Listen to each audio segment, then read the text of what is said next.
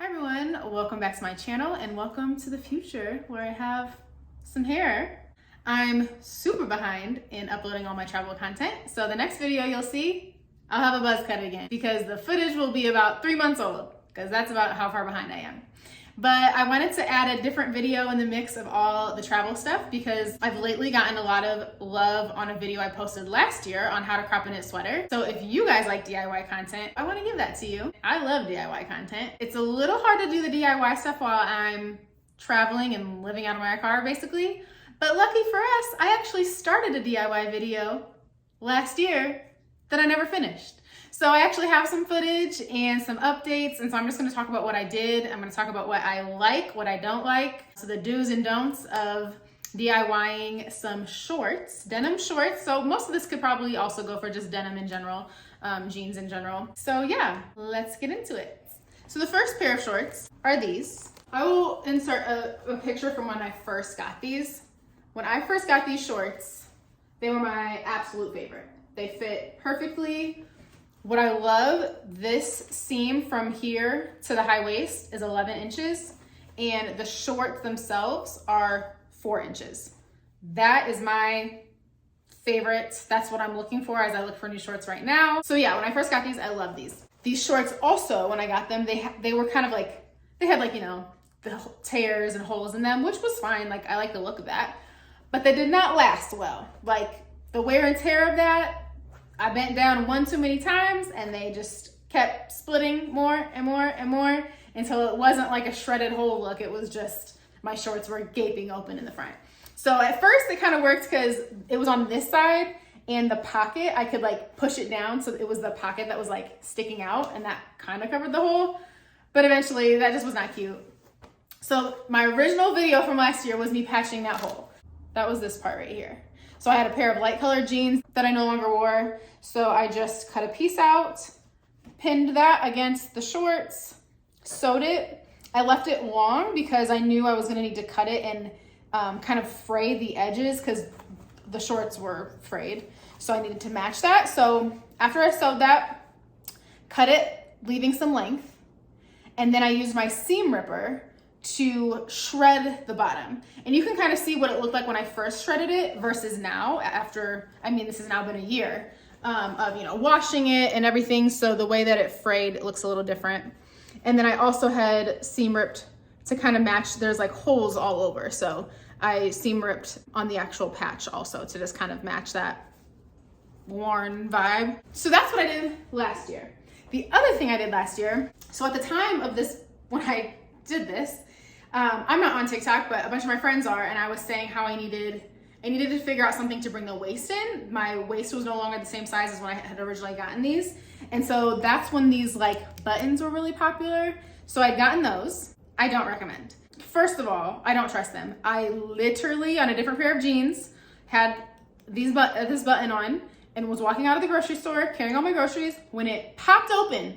So my pants went flying open, the button is rolling on the ground. So I'm trying to like hold my groceries, pick this button up off the ground while also not letting my pants fall down.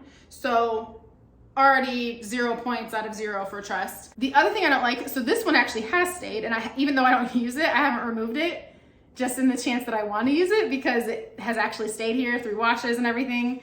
But the other thing I don't like is when you actually use them, like, yes, it makes the waist itself smaller. So it, you know, it brings that in.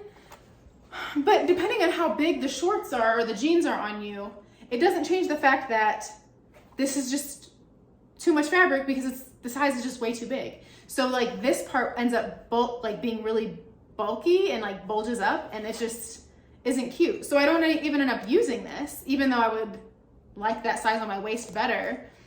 But I would rather like it look kind of too big on the waist and not bulk here than make it fit my waist, but then make it bulky really here. It just doesn't end up looking good. So that was the DIY from last year. Now, since then, on this side, this hole continued to get worse and worse and worse. So when I was back home in May, back with my sewing machine, and the only extra pair of jeans I had were this really dark denim. And I was like, okay, well that's gonna look stupid if I just patch this one spot. Also, this between my old patch and the jeans, it started to rip here, so I added this smaller new patch too.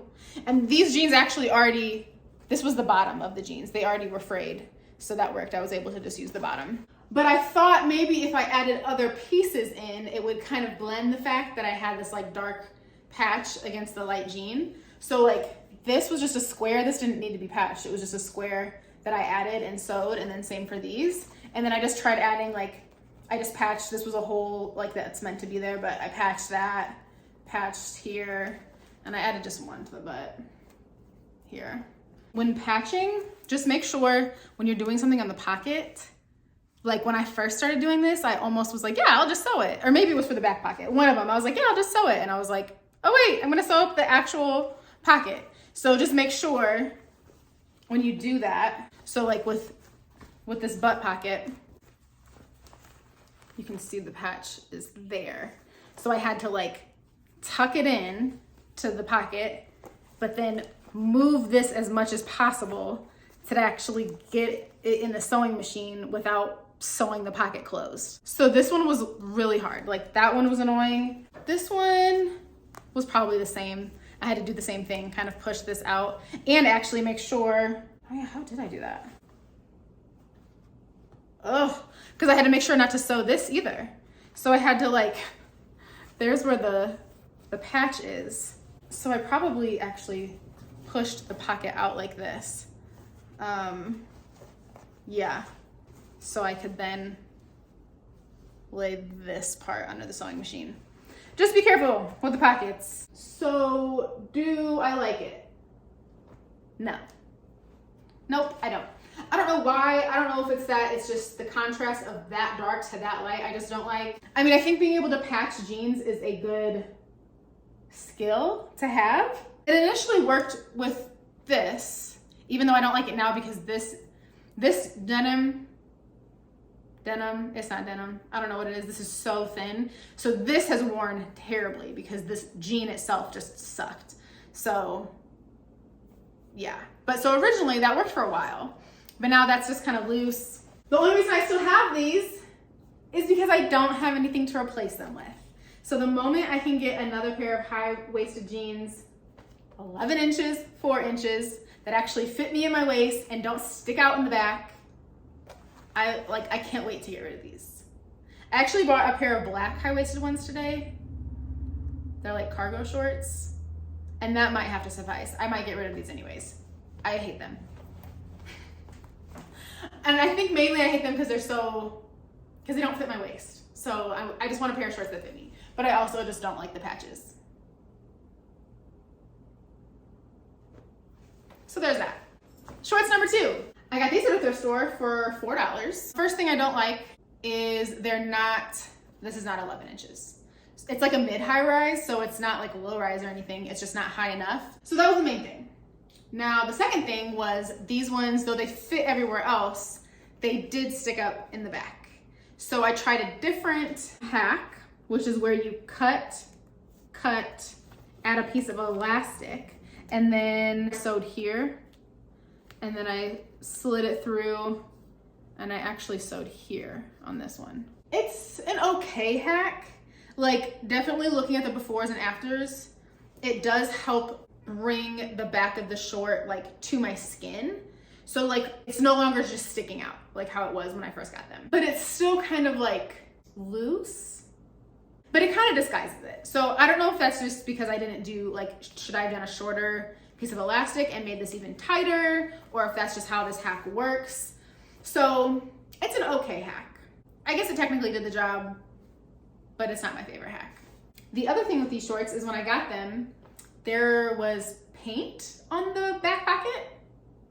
Not sure if that is how they came or if that was someone's DIY fail. But what I did was took an old sleeveless lace shirt that I had been wanting. I didn't use it anymore. It had literally been a pile of like scraps, hoping I could find something to use it for. So I just laid it on top of it to kind of just cut as I went, trace and cut. And this is actually a hack that does not require a sewing machine. I, shout out to Amber Scholl, used E6000 glue. That's what she uses for everything. And so the good thing that I can tell you now, since I did this last year, is after a year of wearing them and washing them, this is still attached. So E6000 glue. She knows what she's talking about. And then I didn't think I really wanted both pockets to look like this, so I just cut a random piece and glued it there. So with this one, the elastic in the back is like a kind of works hack, using old clothing that you don't use anymore. Great hack to kind of decorate some of your old, either covering something up or just decorating it in general. E6000 glue, that's a win. Couple little do's and don'ts with denim. And I went short shopping today, and the only pair of shorts I got one pair of shorts and one pair of pants, two things I am in need of. And they both ended up being cargos with elastic waists, because apparently dressing like a toddler is the only way I can get things to fit me. All right, well, that is it for today's video. I hope you enjoyed that and found some of those tips helpful, either on what to do or what not to do. If you like this DIY kind of content, make sure to give this video a thumbs up so I know if I need to try to fit more of this in for you guys or not. But I will see you back next week for not a DIY video, for another travel video. So thank you so much for watching, and I'll see you next time. Okay, bye.